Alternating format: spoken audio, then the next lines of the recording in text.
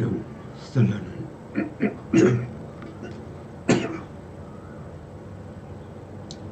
พุทธังสรณังกัจฉามิธัมมังสรณังกัจฉามิสังฆังสรณังกัจฉามิกราบนมัสการพระมหาเถระพระสังฆาธิการพระเถรานุเถระ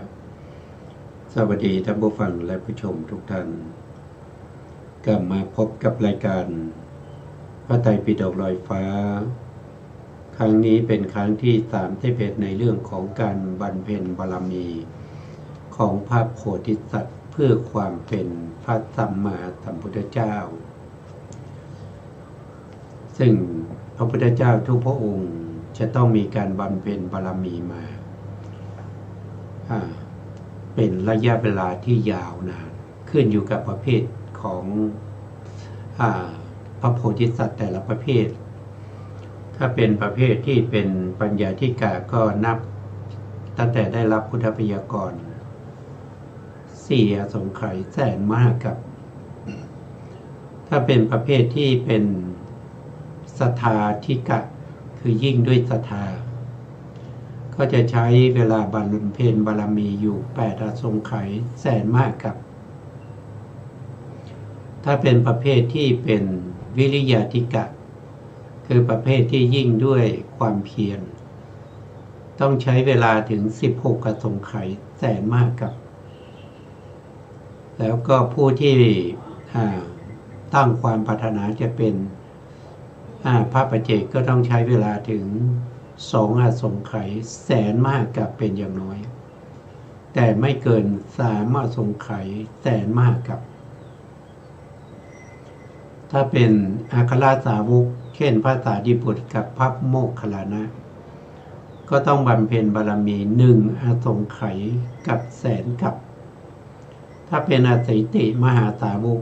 ผู้ได้รับตำแหน่งเอกทัคคะทางใดทางหนึ่ง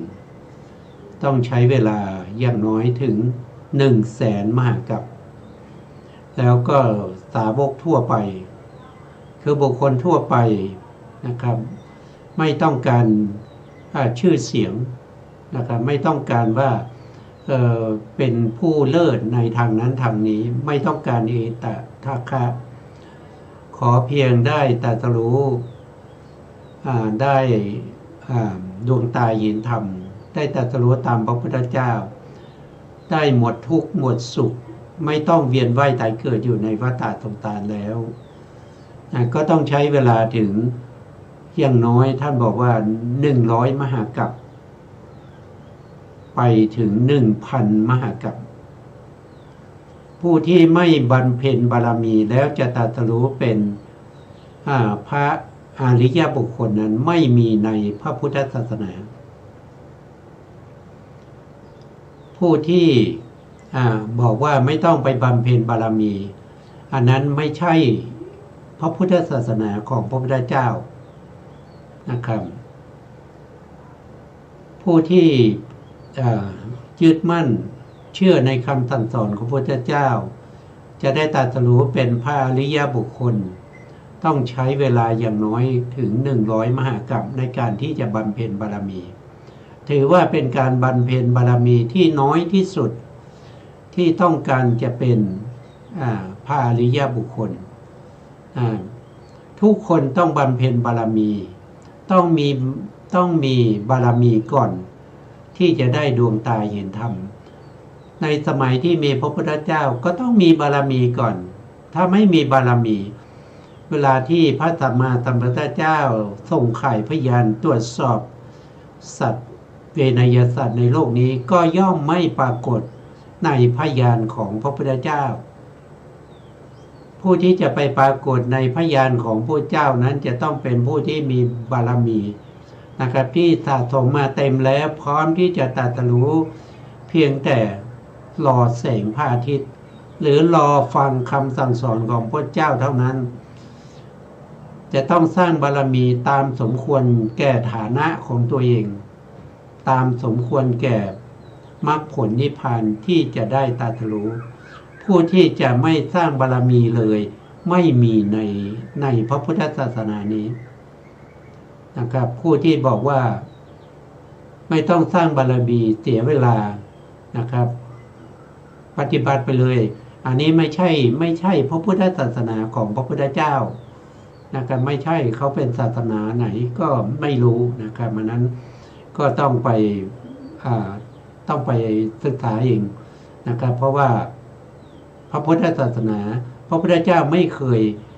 คยกล่าวว่าอย่างนี้นะครับทุกคนต้องมีบารมีก่อนนะวันนี้เราก็จะไปศึกษาต่อ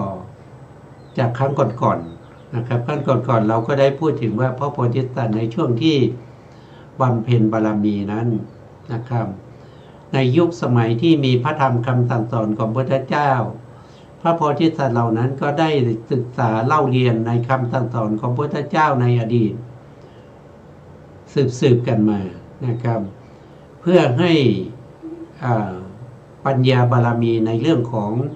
ปริยัติในเรื่องของปริยัติแล้วก็ถ้าเป็นการปฏิบัติก็เป็นบุคคลที่ปฏิบัติอยู่ในโลกิยธรรมนะครับถ้าเป็นวิปัสสนาก็ไม่สามารถที่จะเข้าถึงอนุโลมโคตภูได้นะครับเป็นผู้ที่สามารถที่จะมีวิปัสสนาญาณชั้นสูงนะครับ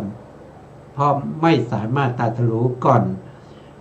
นะครับก่อนที่จะได้เป็นพระพุทธเจ้าไม่ว่าจะเป็นโสดาบันนะครับสกทาคามีอนาคามีไม่สามารถที่จะได้ตรัสรู้อย่างนั้นต้องรอจนกว่าบารมีของตัวเองจะเต็มหรือว่าต้องรอสมัยในยุคของตัวเองถึงจะได้ตรัสรู้เป็นพระพุทธเจ้าโดยไม่ต้องฟังคำสั่งสอนจากผู้ใดเลยเพราะว่าได้สะสมบารมีเหล่านี้มาแล้วได้ศึกษาเล่าเรียนพระธรรมคำสั่งสอนที่จะนำมาตรัสรู้จากพระพุทธเจ้าองค์ก่อนๆมาแล้วตอนนี้เราก็ศึกษาในพระธรรมคำสั่งสอนของพระเจ้านะครับบางท่านก็เพื่อความ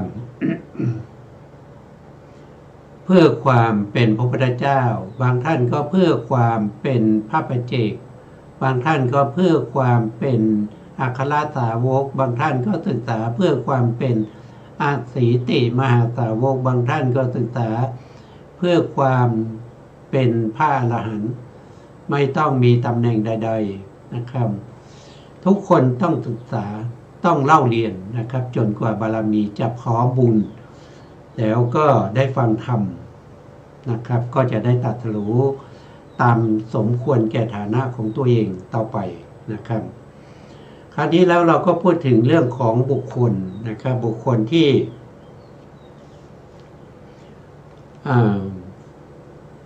่มาปฏิสนธิมีกรรมชรูปมีปฏิสนธิจิตแล้วก็ไปเกิดในภพภูมิไหนแล้วก็ในภพภูมินั้นสามารถที่จะปฏิบัติธรรมให้เข้าถึงความเป็นพระอริยบุคคลได้หรือไม่นะครับทั้งหมดบุคคลเนี่ยตามที่ในทางพระพุทธศาสนาที่พระพุทธองค์ได้จำแนกไว้ก็มีอยู่12บุคคลด้วยกันนะ12บุคคลหนึ่งก็คือบุคคลที่เป็นทุกขติอเหตุกะบุคคลอันนี้ได้แก่พวกที่เป็นเดรัจฉานเป็นเปรตเป็นอสุรกายเป็นสัตว์นรก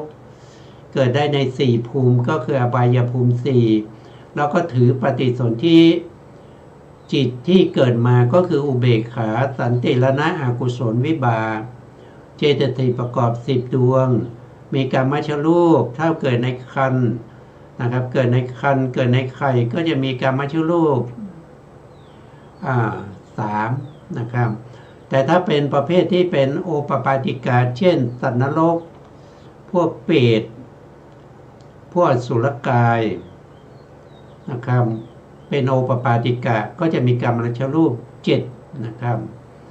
หรือว่าเป็นสังสีทัชชะนะครับก็มีกรรมชรูป7เหมือนกันนะครับบุคคลที่2ก็คือสุคติเหตุกะบุคคลนะครับสุคติเหตุกะบุคคลถ้าจำแนกไปมีอยู่3ประเภทนะครับ1ก็คือ ก็คือบุคคลที่เกิดในมนุษยภูมิหนึ่งสองก็คือเกิดในเทวดาชั้นต่ำในจาตุมหาราชิกาเป็นประเภทที่เป็นภูมิธาเทวดาเฝ้าตามอยู่เฝ้าตามซุ้มประตูนะครับพระวิหารพระเจดีย์อยู่ตามต้นไม้นะครับหรือว่าจะเป็นเปรตบางชนิดบางประเภทนะครับสามก็คือเป็นอสัญญาสัตตบุคคลอสัญญาสัตตบุคคลนี้เขาไม่ได้เกิดด้วยจิตแต่เขาเกิดด้วยรูปนั้นเรียกว่าเป็นชีวิตานวกกรามนะครับส่วนผู้ที่เกิดด้วยจิตก็คือมนุษย์หนึ่งแล้วก็จาตุมหาราชิกาหนึ่งเกิดด้วยจิตอะไรก็เกิดด้วยจิตที่เป็นอุเบกขากุศลอุเบกขาสันติรณกุศลวิบากดวงหนึ่งนะครับแล้วก็เจตสิกประกอบ10นะครับมีกรรมชรูป37นะครับอันนี้ก็รู้อยู่แล้วนะครับ37ก็ได้อธิบายไปแล้วต่อไปก็เป็นบุคคลที่3นะครับก็คือทวิเหตุกาบุคคลทวินี่แปลว่า2นะครับแล้วก็เหตุก็ประกอบด้วยเหตุ2เป็นบุคคลที่เกิดมามีเหตุ2นะครับเหตุ2นั่นก็คือได้แก่โลภะเหตุคือความไม่โลภนะครับโทสะเหตุคือความไม่โกรธนะครับอันนี้ก็มี2เหตุแต่ไม่มีโมหะก็คือไม่มีปัญญานั่นเองเกิดได้ที่ไหนท่านบอกว่าเกิดได้ในกามสุขติภูมิ7นะเกิดได้ในกามสุขติภูมิ7ก็คือเป็นมนุษย์หนึ่งเป็นเทวดาอีก6ก็ตั้งแต่จาตุมหาราชิกาตาวติงสายามาดุสิตานิมานนรดีปรมินมิตรวัสวัตตีนะครับพวกนี้ถ้าเป็นเทวดาก็เกิดด้วยโอปปาติกามีกามชรูป7ขณะแต่ถ้าเป็นมนุษย์นะครับปัจจุบันนี้ก็เกิดในครรภ์เกิดในครรภ์ก็จะมีกามชรูป3กลามนะครับจิตที่พาไปเกิดก็คือได้แก่มหากุศลมหาวิบากโทษทีมหาวิบากญาณวิปยุตจิต4เจตสิกประกอบ32นี่ก็ผ่านไปพอศึกษากันไปแล้วทบทวนต่อไปข้อที่4นะครับบุคคลที่เป็นบุคคลที่4ท่านเรียกว่าเป็นติเหตุกะติเหตุกะนี่มีทั้งที่เป็นปุถุชนนะครับแล้วก็มีที่เป็นพระอริยะ2นี้ก็คือได้แก่โสดาบันกับสกทาคามีส่วน1ตรงนี้ก็คือได้แก่พระอนาคามีเพราะนั้นพระอริยะบุคคลรวมแล้วก็จะมี3แต่เขาเกิดด้วยอะไรเขาเกิดด้วยติเหตุกะปฏิสนธิเหมือนกับปุถุชนเลยใช้มหาวิบากใช้มหาวิบากญาณสัมปยุตตจิต4มีเจตสิกประกอบ33เจตสิกที่มากกว่าทวิเหตุกะไป1นั่นก็คือได้แก่ตัวปัญญาก็คืออโมหะนะครับมีกามชรูป3ก็คือเกิดเป็นมนุษย์นะครับแล้วก็มีกามชรูป7ก็คือไปเกิดเป็นเทวดาเป็นโอปปาติกะอันนี้เกิดด้วยมหาวิบากญาณสัมปยุตตจิต4เกิดในภูมิ7ภูมิก็คือกามสุขติภูมิ7ถ้าเป็นประเภทที่ไปได้ฌานนะครับได้ฌานเวลาไปเกิดก็เกิดด้วย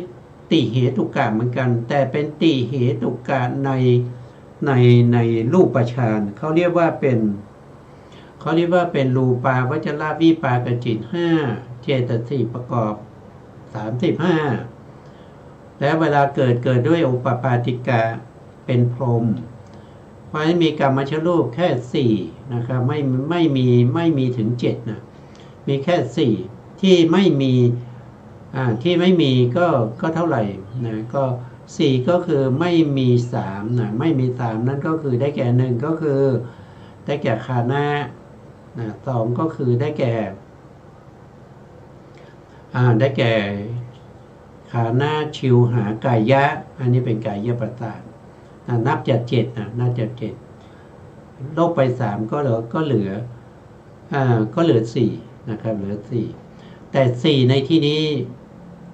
ไม่เหมือนกันกับสี่ในเจ็ดนะเพราะในเจ็ดเนี่ยจะมีภาวะรูปนะครับแต่พวกพรหมนี้ไม่มีภาวะแล้วทำไมยังเป็นสี่อยู่ก็เพราะว่ามันมีชีวิต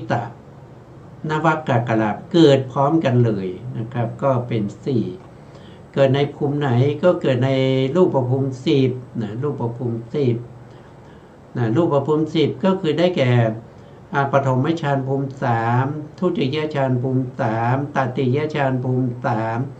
แล้วก็บวกจตุเชฌานภูมิหนึ่งก็คือเวหะพลา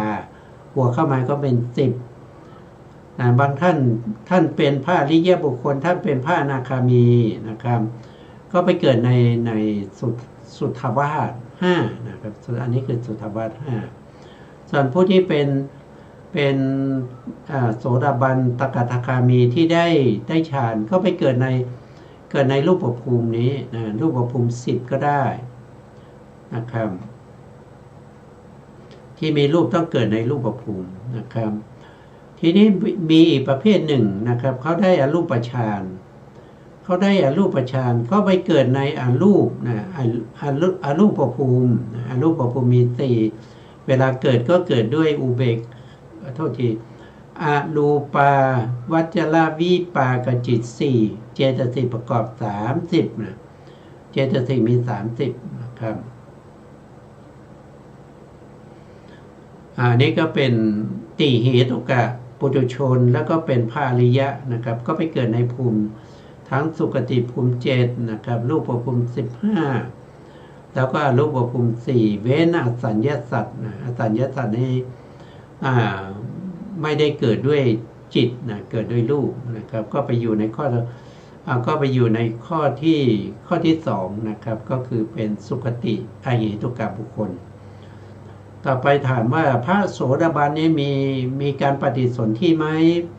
ตอบว่าไม่มีการปฏิสนธินะเพราะว่าพระโสดาบันนี้1ขณะจิตโสดาบันในที่นี้หมายถึงว่าโสดาปัตติมรรคนะครับเท่าที่เป็นโสดาปัตติมรรคไม่มีปฏิสนธิจิตแล้วก็ไม่มีจุติจิตในขณะนั้นนะครับแล้วทีนี้โสดาปัตติมรรคเกิดได้ในภูมิไหนก็เกิดได้ในกามสุขติภูมิ7แล้วก็รูปภูมิ10นะครับเว้นอะไรเว้นอสัญญาสัตตภูมิ1นะโสดาบันเกิดไม่ได้แล้วก็เว้นสุทธาวาสภูมิ5โสดาบัน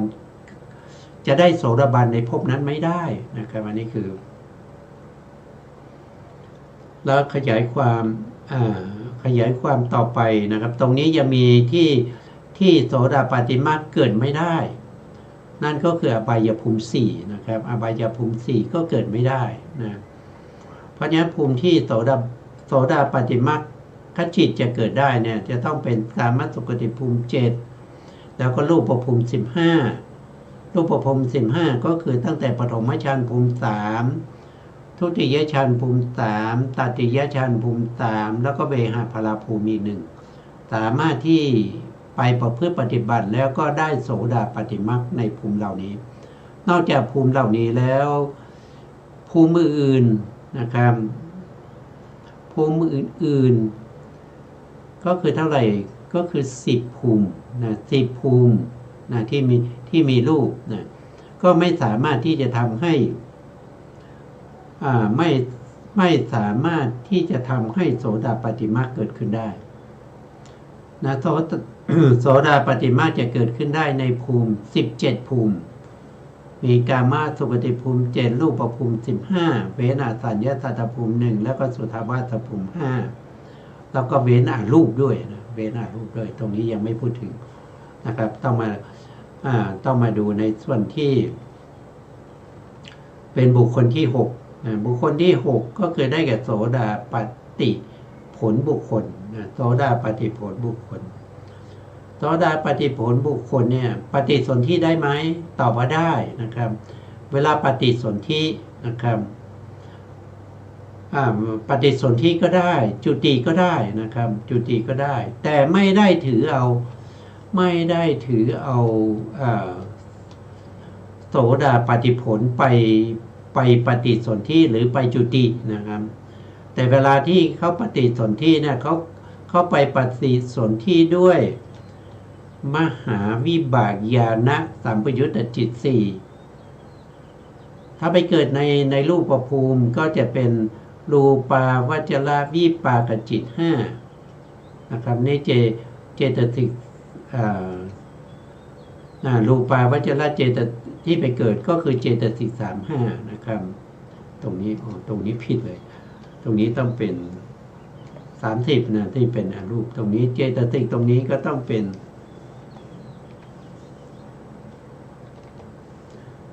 35นะครับ35เจตสิกตรงนี้35นะครับ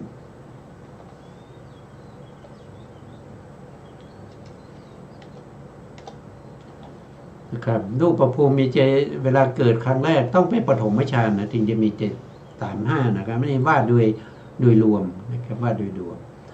โสดาปฏิผลนะครับเวลาปฏิสนธิเนี่ยปฏิสนธิด้วยมหาวิบากญาณสัมปยุตตจิต4เกิดในไหนเกิดในกามสุขติภูมิ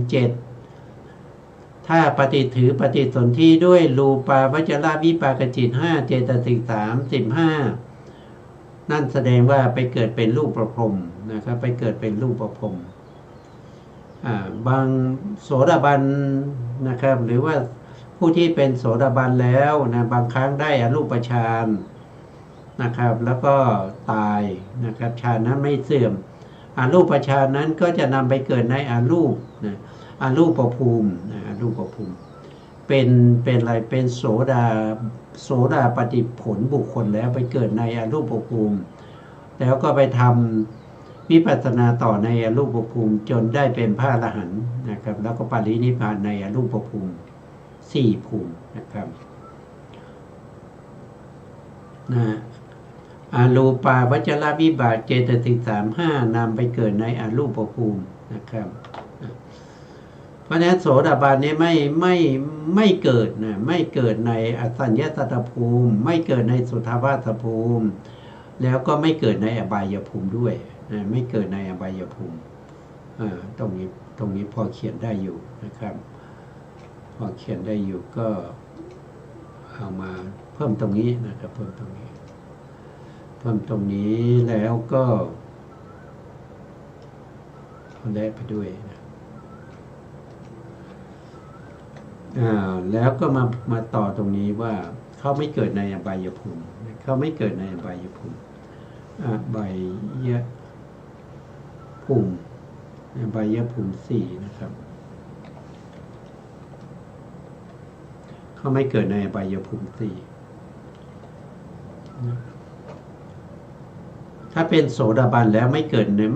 ในภูมิเท่าไหร่ก็คือไม่เกิดในภูมิ10นะครับไม่เกิดในภูมิ10คืออสัญญสัตตภูมิ1นะอสัญญสัตตภูมิ1แล้วก็สุทธาวาสภูมิ5แล้วก็อบายภูมิ4โสดาปฏิผลไม่เกิดนะครับแล้วก็โสดาปฏิมรรคก็ไม่เกิดนะครับโสดาปฏิมรรคหมายถึงว่าจิตที่เป็นโสดาปฏิมรรคไม่เกิดแต่ถ้าพูดถึงว่าโสดาปฏิผลก็คือไปเกิดเลยนะไปเกิดเลยนะ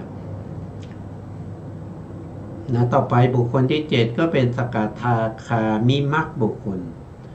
อันนี้สกทาคามิมัคคะบุคคลเนี่ยจะเอาสกทาคามิมัคไปปฏิสนธิไม่ได้นะไม่ได้เพราะมัคคจิตนี่ไม่ทำหน้าที่ปฏิสนธิแล้วก็ไม่ทำหน้าที่จุติจิตด้วยแล้วถามว่าเขาตายแล้วเขาจะเอาอะไรไปเกิดก็บอกว่าจิตเดี๋ยวมีต่อนะครับอยู่ข้างล่างนะครับเขาไม่ตกาทักการมิมักเนี่ยไม่ทำหน้าที่ปฏิสนธิไม่ทำหน้าที่จุตินะครับแล้วก็ตกาทาคามิมักในมีในไหนมีในกามภูมิ7มีในรูปภูมิ15ไม่มีในอรูปภูมิแล้วก็ไม่มีในสุทธาวาสด้วยไม่มีในสุทธาวาสนะครับนี่ก็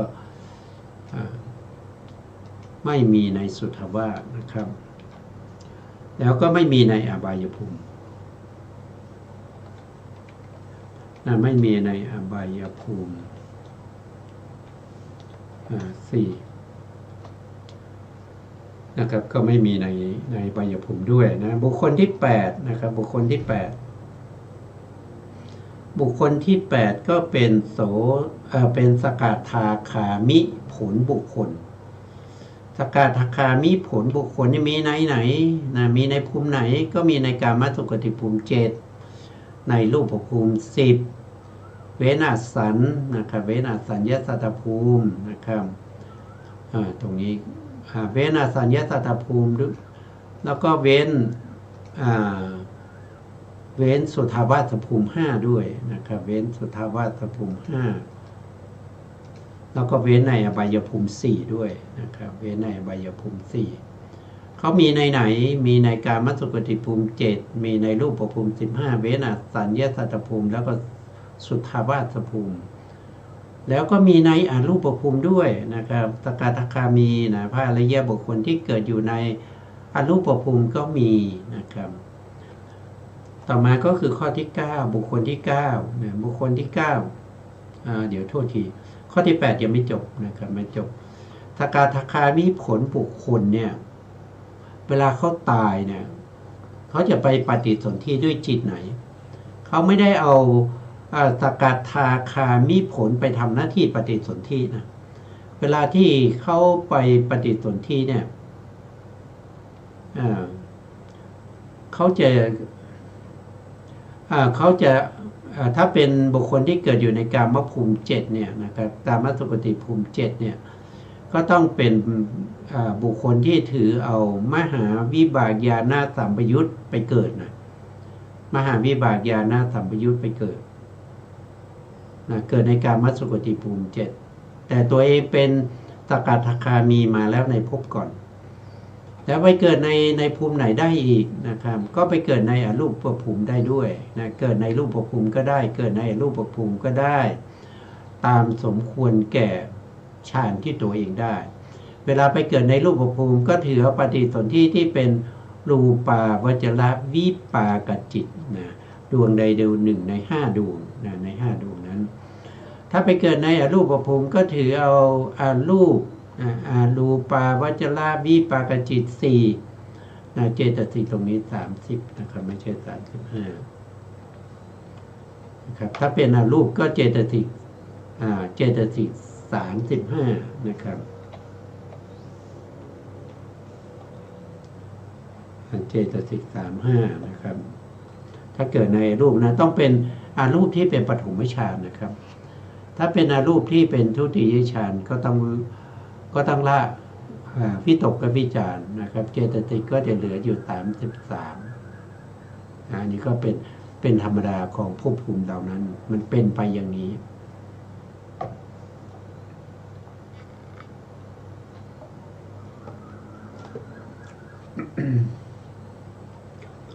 ต่อมาเป็นบุคคลที่9นะครับบุคคลที่9ก็เป็นพระอนาคามิมัคคะบุคคลอนาคามิมัคคะบุคคลก็คือเวลาที่เขาเป็นบุคคลเนี่ยเขามีจิตดวงเดียวเท่านั้นนั่นก็คืออนาคามิมัคคะจิตเพราะฉะนั้นเขาไม่มีปฏิสนธินะครับเขาไม่ได้เกิดนะเขาไม่ได้เกิดด้วยจิตนะแต่เขาเกิดด้วยคุณธรรมจะสกทาคามีมาเป็นพระอนาคามีด้วยวิปัสสนาญาณที่เข้าถึงมรรคผลนิพพานเป็นสกทาคามีมัคคะบุคคล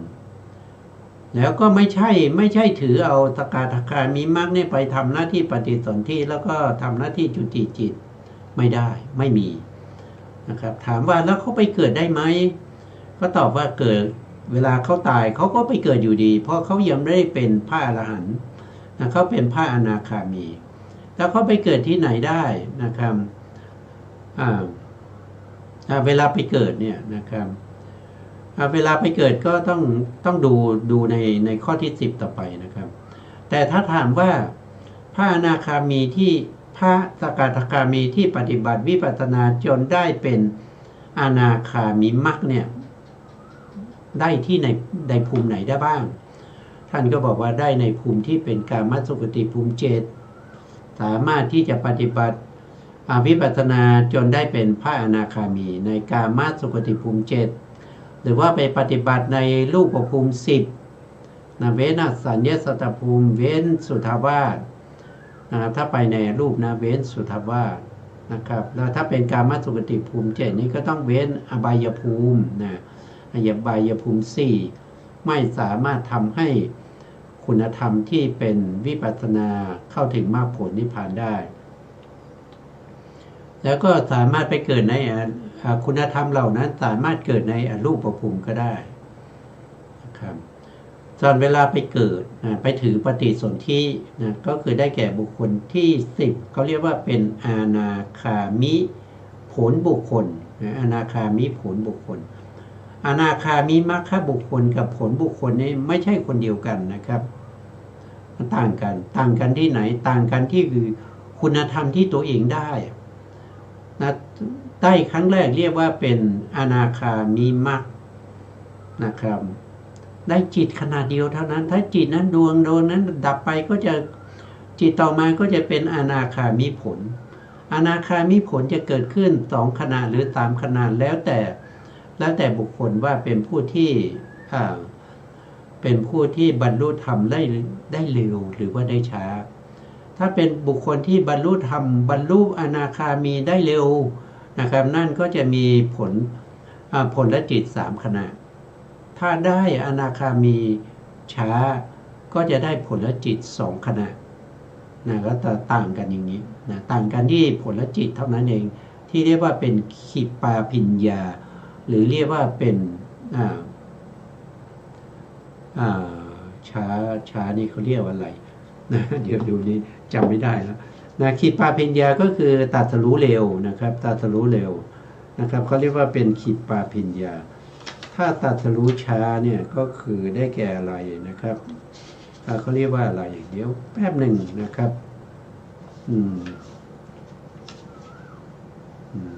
เป็นอยู่ที่ไหนแล้วเนี่ย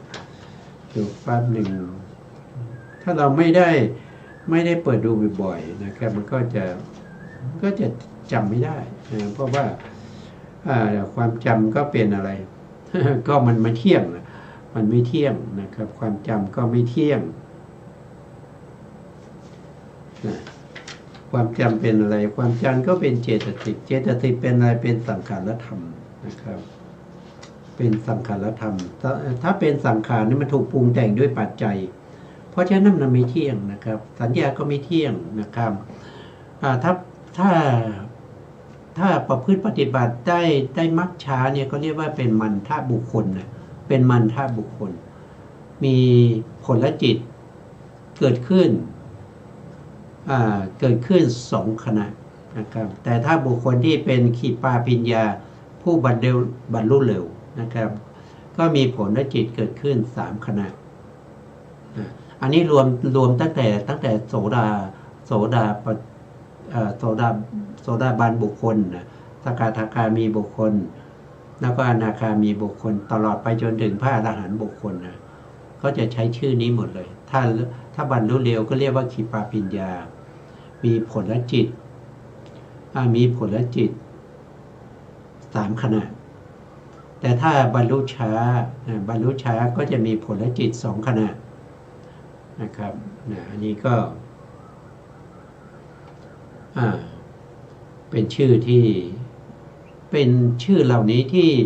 ที่พระพุทธองค์ตรัสไว้เนี่ยพระพุทธองค์ได้มาด้วยสัพพัญญูนะครับ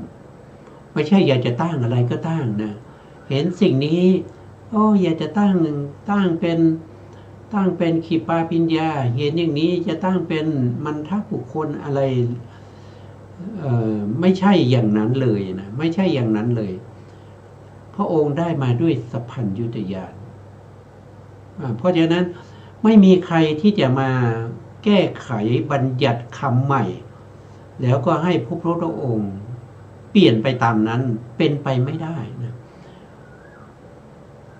ภาษาเหล่านี้นะครับบัญญัติคำเหล่านี้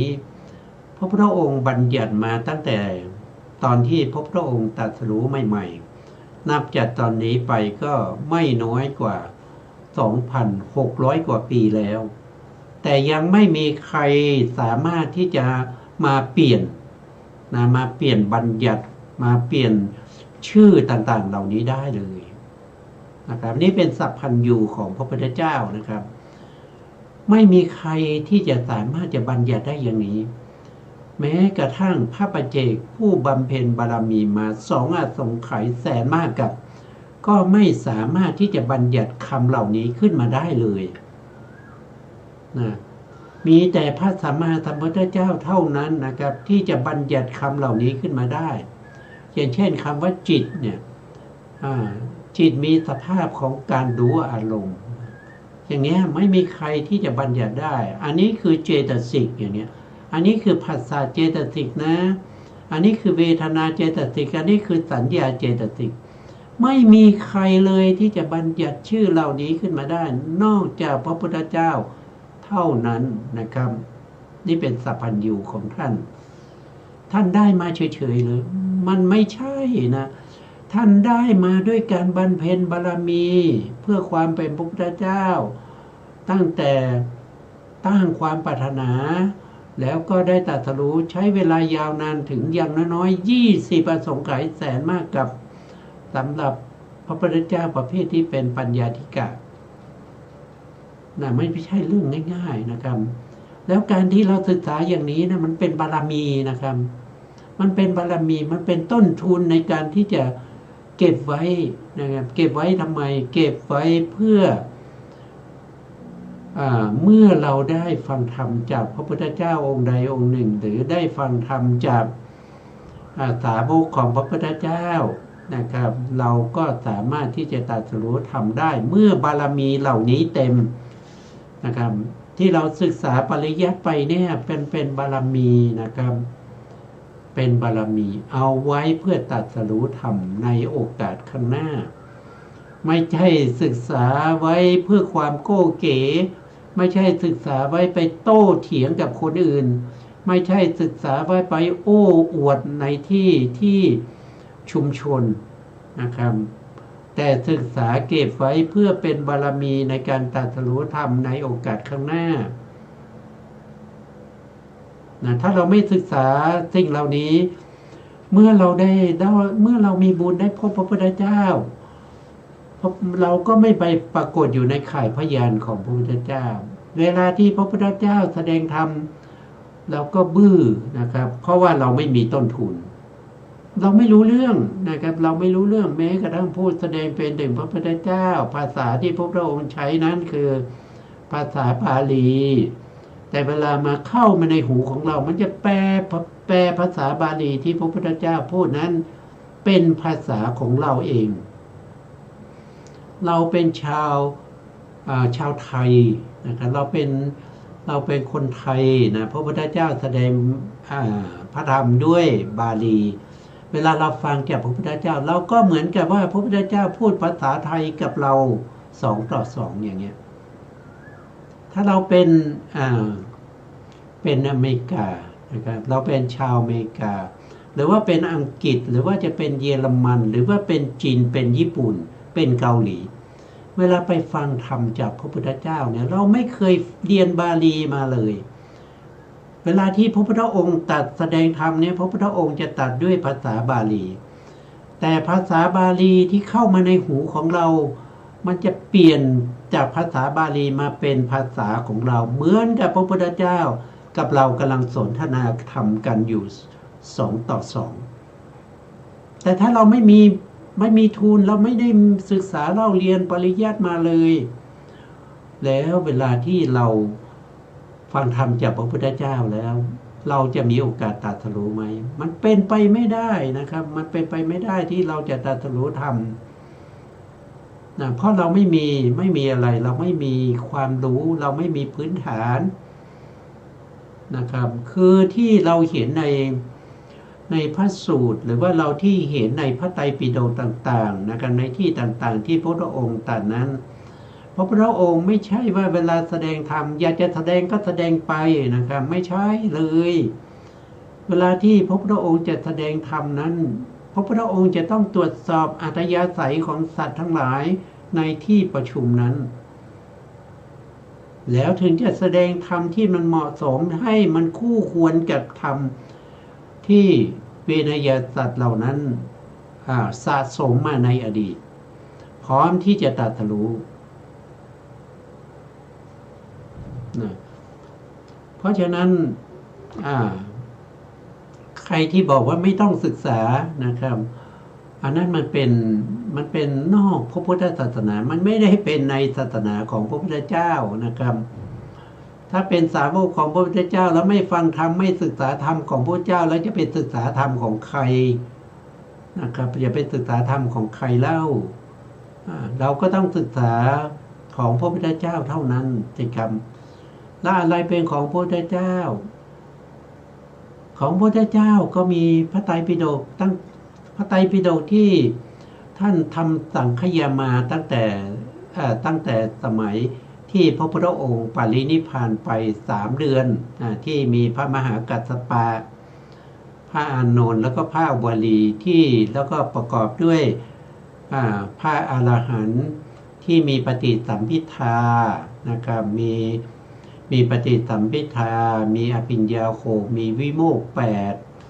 เหล่านี้ที่มาประชุมกันเพื่อรวบรวมพระธรรมคำสั่งสอนของพระพุทธเจ้ามาได้ถึง 84,000 พระธรรมขันธ์ตลอดจนได้อรรถกถาของพระไตรปิฎกด้วยนะครับที่ท่านรวบรวมมาเพื่ออะไรก็เพื่อความสะดวกแก่ชาวพุทธทั้งหลายอุบาสกอุบาสิกาคฤหัสบดีผู้มีศรัทธาทั้งหลายที่จะได้ศึกษาได้เล่าเรียนนะครับผู้ที่มีบุญบารมีเมื่อศึกษาเล่าเรียนก็สามารถตรัสรู้ได้เลยนะครับแต่ถ้ายังไม่ตรัสรู้แสดงว่าบารมีเรายังไม่เต็มก็สะสมไปเรื่อยๆนะสะสมไปเรื่อยๆนะครับสะสมอะไรก็สะสมปริยัติไงสะสมปริยัตินะครับปริยัติเหล่านี้เป็นเบื้องต้นนะครับเป็นเบื้องต้นให้เราตรัสรู้ถ้าเราไม่มีปริยัติเราก็จะไม่มีศีลนะเพราะปริยัตินี่เขาจะแนะนำเรื่องของการให้ทานการรักษาศีลการเจริญสมถะวิปัสสนามาจากไหนก็มาจากปริยัติถ้าไม่มีปริยัติเราจะรู้ได้ยังไงว่าเรารักษาศีลน่ะศีลมี5 ข้อเนี่ยนะที่เป็นนิจจศีลน่ะศีล5เนี่ยถ้าไม่มีปริยัติไม่มีคำสั่งสอนของพระเจ้าเราจะรู้ได้ยังไง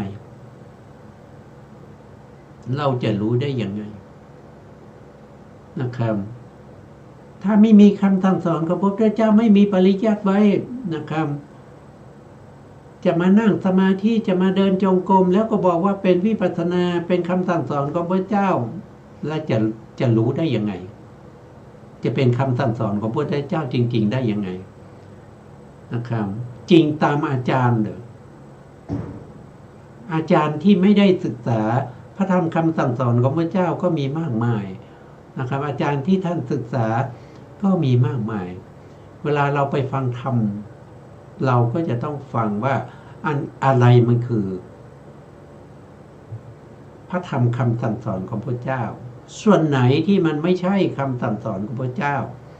เราก็ต้องมีการรู้และก็ต้องมีการเทียบเคียงให้ได้นะครับไม่ใช่ว่าเขาบอกว่าเป็นคำสั่งสอนของพระเจ้าก็ห่อหมกไปปัจจุบันนี้มันเป็นพระธรรมคำสั่งสอนที่ปลอมมาเยอะนะครับปลอมมาเยอะเพราะฉะนั้นเราจึงต้องศึกษาทำความรู้ความเข้าใจในปริยัติของพระพุทธเจ้านะต่อไปนะครับเราก็มาดูต่อนะครับเอาให้จบนะวันนี้นะครับบุคคลที่10นะครับอนาคามิผลอันนี้อนาคามิผลนะครับหลังจากที่เราได้อนาคามิมรรคแล้วก็เป็นอนาคามิผลนะครับเขาไม่ได้ถือเอาปฏิสนธิจิตที่เป็นอนาคามิผลนะแล้วเขาถือเอาปฏิสนธิจิตอะไรนะครับเพราะอนาคามียังเกิดอยู่ท่านก็บอกว่าถือปฏิสนธิจิตคือมหาวิบากญาณสัมปยุตนะญาณสัมปยุตไปเกิดที่ไหนไปเกิดในกามสุขติภูมิ7นะครับเกิดได้ในกามสุขติภูมิ7เท่านั้นนะครับ อ่าโอ้โทษทีนะถ้าเป็นอนาคามินะถ้าเป็นอนาคามิเนี่ยท่านจะไม่เกิดในกามภูมิแล้วนะท่านไม่เกิดในกามภูมิแล้วนะครับ ท่านจะต้องไปเกิดในรูปภูมินะครับรูปภูมิภูมิใดภูมิหนึ่งถ้าในภูมิใดภูมิหนึ่งนะครับแต่ว่าไปเกิดในอรูปภูมิก็ได้นะแต่ถ้าท่านมีเป็นพระอนาคามีแล้วก็มีอินทรีย์แก่กล้าท่านก็ไปเกิดในสุทธาวาสภูมิสุทธาวาสภูมิเพราะฉะนั้นตรงนี้ก็จะมีคำว่ารูปภูมิ15นะครับตรงนี้เขาไม่ได้เกิดในการมัสสุปฏิภูมินะครับก็ลบทิ้งไปนะลบทิ้งไปเขาเกิดในรูปภูมิ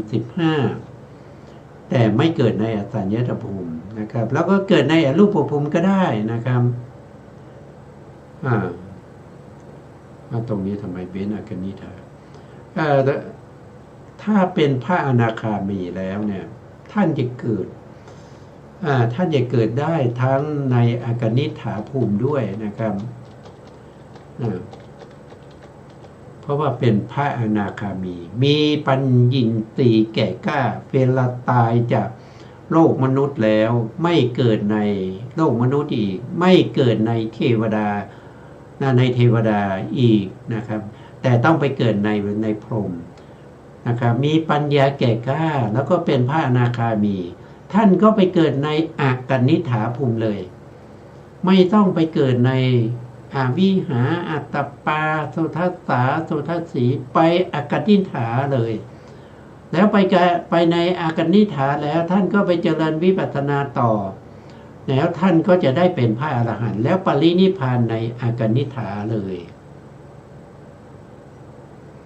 แต่ถ้าเป็นบุคคลที่มีอินทรีย์ที่เป็นสัตทินทรีย์คือศรัทธาแก่กล้าก็ไปเกิดในอวิหาถ้าเกิดในอวิหาแล้วยังไม่ได้เจริญวิปัสสนาให้เป็นพระอรหันต์ก็ต้องเลื่อนขึ้นไปในอัตตปาเพราะว่าในสุทธาวาสภูมินี้เป็นภูมิที่เขาไม่เกิด3ภูมิแล้วก็เมื่อไปถึงอากนิฐาภูมิแล้วจะต้องเป็นพระอรหันต์อย่างเดียวเท่านั้นนะครับแต่ถามว่าในอวิหาอัตตปาสุทัสสาสุทัสสีเป็นพระอรหันต์ได้ไหมเป็นได้นะครับขึ้นอยู่กับบุคคลนั้นนะครับว่าเขาจะเจริญวิปัสสนาเพื่อความเป็นพระอรหันต์แล้วจะปรินิพพานในอากนิฐาภูมิหรือว่าอัตตปาภูมิหรือสุทัสสาสุทัสสีภูมิสุดท้ายก็คืออากนิฐาภูมิหนึ่งคือโทษทีนะเมื่อกี้อาจจะพูดผิดไปอวิหานะครับผู้ที่มีศรัทธาแก่กล้าเกิดในอวิหาผู้ที่มีวิริยะแก่กล้าเกิดในอัตตปาผู้ที่มีสัตตินทรีย์แก่กล้าคือมีศรัทธาแก่กล้าก็ต้องไปเกิดในสุทัสสาผู้ที่มีวิริยะแก่โทษทีผู้ที่มีสมาธิแก่กล้าสมาธินทรีย์ก็ไปเกิดในสุทัสสีผู้มีปัญญาแก่กล้าก็ต้องไปเกิดในอากนิฐาแล้วก็จะประพฤติปฏิบัติให้ได้เป็นพระอรหันต์แล้วก็ปรินิพพานในภูมิเหล่านั้นตามสมควรนะครับต่อมาถ้าบุคคลนั้นนะครับเจริญวิปัสสนาได้โสดาปัตติมรรคโสดาปัตติผลสกทาคามิมรรคสกทาคามิผลอนาคามิมรรคอนาคามิผลแล้วก็ยังเจริญต่อไป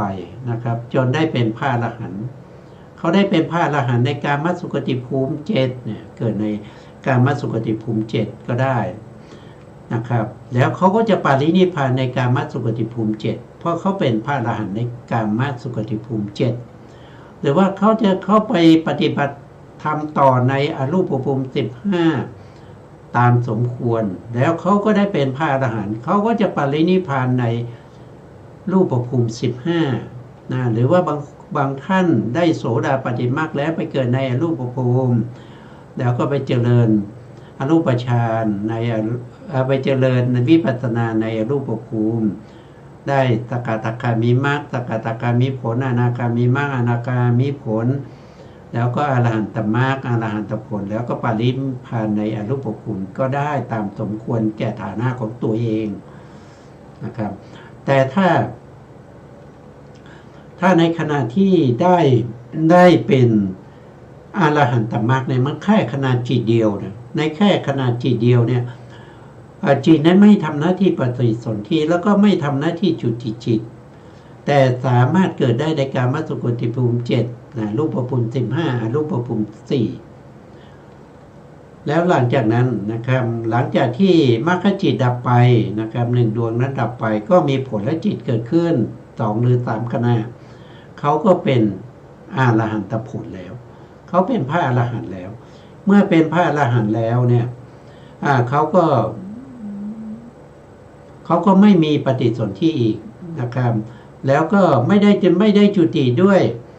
อรหันตผลนะครับแต่เ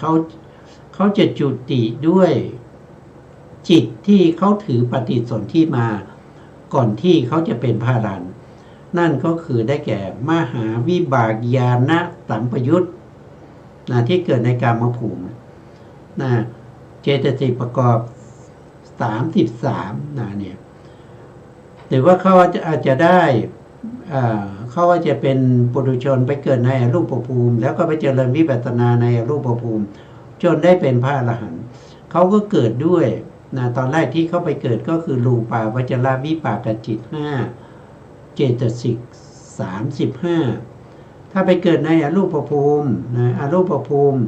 ก่อนที่จะได้เป็นพระอรหันต์นะครับเขาก็จะไปเกิดด้วยรูปาวจรวิบากเจตสิก30เกิดในรูปภูมิแล้วก็ทำวิปัสสนาต่อจนได้เป็นพระอรหันต์แล้วก็ปรินิพพานในภพภูมิเหล่านั้นนะครับวันนี้ก็เราก็ได้จำแนกมาแล้วนะครับว่าแต่ละบุคคลเนี่ยเกิดในภพภูมิไหนเวลาไปเกิดเนี่ยเอาจิตไหนไปเกิดแล้วก็ได้กามชรูปเท่าไหร่อย่างไรนะครับแล้วก็ไปเจริญวิปัสสนาในภพภูมิเหล่านั้นนะครับต่อไปจนได้เป็นพระอรหันต์แล้วก็ปรินิพพานในภพภูมิไหนบ้างแล้วภพภูมิไหนที่เจริญวิปัสสนาไม่ได้นะครับทำสมาธิไม่ได้นะครับก็คืออบายภูมิ4อสัญญสัตตภูมิ1นะครับก็ไม่สามารถที่จะเจริญวิปัสสนาหรือว่าทำสมาธิได้นะแม้กระทั่งนะให้ทานก็ทำไม่ได้ให้ทานรักษาศีลนะครับ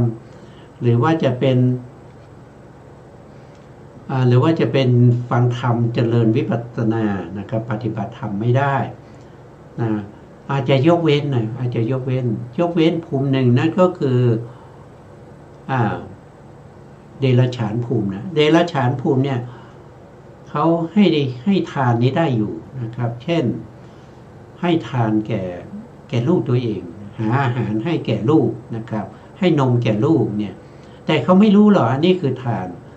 แล้วก็รักษาศีลได้นะครับอย่างเช่นพญานาครักษาศีลอย่างเนี้ยในสมัยที่พระโพธิสัตว์เป็นพญานาคนะครับรักษาศีลยิ่งกว่าชีวิตอย่างนี้ได้นะครับแต่ทำอย่างอื่นไม่ได้ฟังธรรมก็ไม่เข้าใจนะครับนะแต่นี่เป็นอะไรเป็นภพภูมิที่สามารถที่จะทำอะไรได้บ้างไม่ได้บ้างนะครับแต่ที่ดีที่สุดนั่นก็คือได้มาเกิดเป็นมนุษย์นะครับสามารถที่จะทำเจริญให้ทานก็ได้รักษาศีลก็ได้ฟังธรรมก็ได้นะครับแล้วก็เจริญภาวนาปฏิบัติวิปัสสนาสมถะนะจนได้เป็นพระอรหันต์ในกามภูมินี้ก็ได้นะเพราะฉะนั้นภูมิที่ดีที่สุดนะครับในการที่จะสร้างบารมีนั่นก็คือมนุษยภูมินะครับมนุษยภูมิวันนี้เวลาเราหมดแล้วนะครับเพราะฉะนั้นก็ขอคืนเวลาให้ทางสถานีต่อไปนะครับสถานีขอกราบขอบพระคุณพระครูสมุทรวิสุวัฒน์วรกิจโจผู้อำนวยการสถานีวิทยุเพื่อการศึกษาพระพุทธศาสนาและวัฒนธรรม FM 104.5 เมกะเฮิรตซ์วัดฝายหินจังหวัดเชียงใหม่และขอกราบขอบพระคุณพระครูปริยานุสา นะครับ แล้วขอบคุณท่านผู้ฟังและผู้ชมทุกท่านนะครับ ที่ให้เกียรติติดตามในรายการพระไตรปิฎกลอยฟ้าพบกันใหม่ในครั้งต่อไปครับวันนี้ลาไปก่อนครับสวัสดีครับ